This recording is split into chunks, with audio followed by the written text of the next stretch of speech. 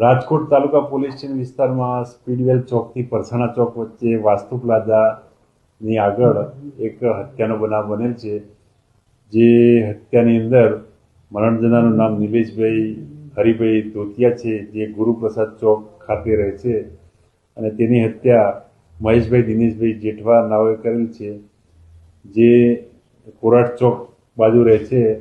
અને હત્યા આજરોજ તારીખ 3/2/2026 કલાક 16:00 વાગ્યાની આસપાસ બનાવ બનેલ છે।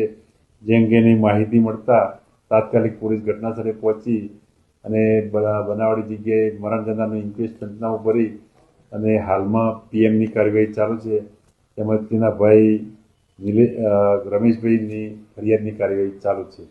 સાહેબ, ખાસ તો જે મૃતક છે તેને મારવામાં એક જ વ્યક્તિ હતા કે અન્ય કોઈ હતા? ના, જે મૃતક છે મરણ જનાર નિલેશભાઈ, તેને ફક્ત એક જ વ્યક્તિ દ્વારા મારવામાં આવેલ છે। શું કામ કરતા હતા અને ત્યાં શા માટે ગયા? મરણ જનાર નિલેશભાઈ મિસ્ત્રી કામ તેમજ ફર્નિચરનું કામ કરતા હતા।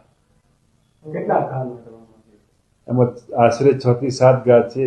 એ પીએમ નોટમાં પરફેક્ટ ઘા લખી દે છે ડૉક્ટર, એના પછી બાકીની માહિતી મળી છે।